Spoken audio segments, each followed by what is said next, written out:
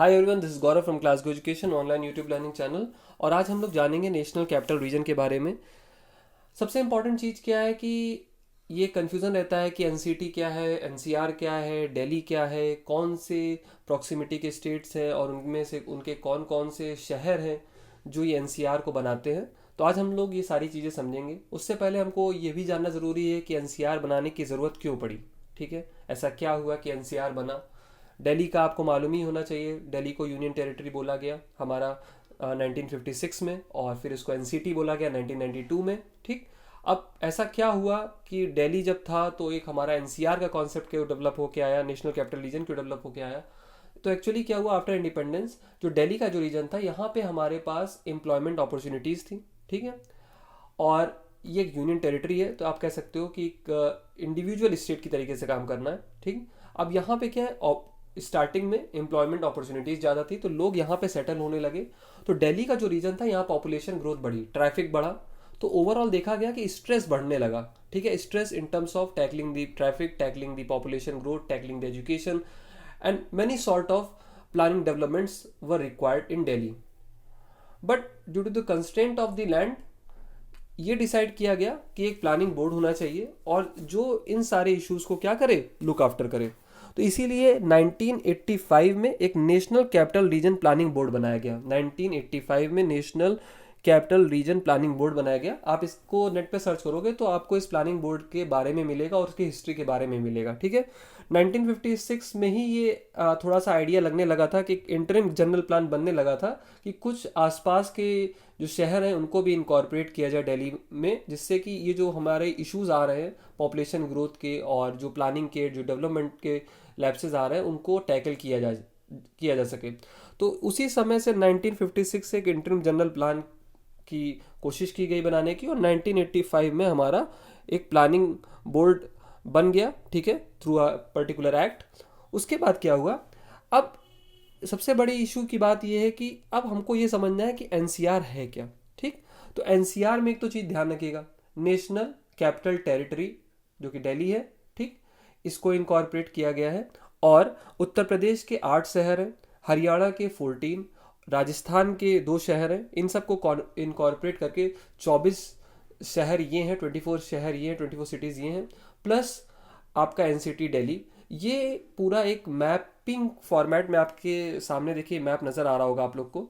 इस मैप में ये सारी डिटेलिंग दी गई है। ठीक, अब हम लोग चेक कर लेते हैं कि उत्तर प्रदेश के कौन कौन से शहर शामिल हैं इसमें। तो उत्तर प्रदेश के कौन कौन शहर शामिल हैं, आप ध्यान से देखिएगा। उत्तर प्रदेश का जो रीजन है ये अभी आपके सामने देखिए, यहाँ पे पूरा साफ साफ नज़र आ रहा है। ठीक है, इसमें देखिए ब्लू कलर का जो रीजन है, जिसमें आप देख रहे होंगे शामली जो भी करेंटली एडेड हुआ है। तो इसमें शामली है, आपका हापुड़ है, बागपत है, बुलंदशहर है, गौतम बुद्ध नगर है, गाजियाबाद है, ठीक, मुजफ्फरनगर है, मेरठ है। ये उत्तर प्रदेश के रीजन है।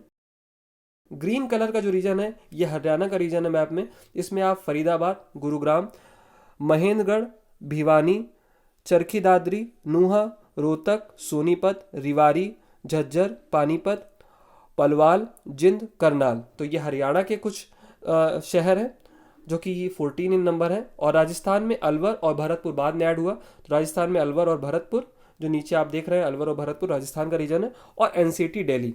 ठीक, तो मोर और लेस ये एक आपको आइडिया लगा कि बेसिकली हमारा दिल्ली जो है वो किस तरीके से एनसीआर रीजन को अकोमोडेट करते हुए डेवलपमेंट के पॉइंट ऑफ व्यू से इन सारी चीज़ों को हमारा इम्पॉर्टेंट है। आपको ये भी मालूम होना चाहिए, अगर आप देखोगे प्रॉपरली, जो हमारा ये जो दिल्ली है इसको ऐसे बोला जाता है कि it has the second highest GDP per capita in India.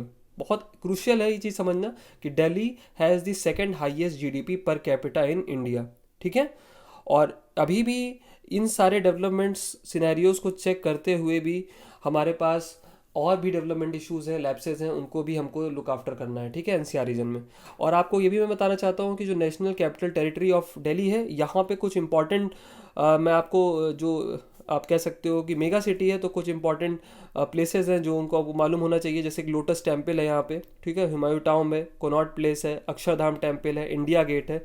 ये सब हमारे आपको एनसीटी दिल्ली में आपको नज़र आ जाएंगे। ठीक है, और आपको ये भी सारी चीज़ें मैंने बता दी है। अभी प्रेजेंटली जो दिल्ली के लेफ्टिनेंट गवर्नर हैं वो अनिल बैजाल है, चीफ मिनिस्टर अरविंद केजरीवाल है, deputy chief minister Manish Sisodia है, चीफ सेक्रेटरी अगर देखा जाए तो विजय कुमार देव हैं, कमिश्नर ऑफ पुलिस अगर देखा जाए तो अमित पटनायक है। और बाई चांस अगर आप ये वीडियो विद इन 6 मंथ देखते हैं या 1.5 ईयर, तो मोर और लेस कुछ डिटेलिंग आप चेंज होगी, वो मैं आपको अपडेट कर दूंगा इफ़ यू नीड।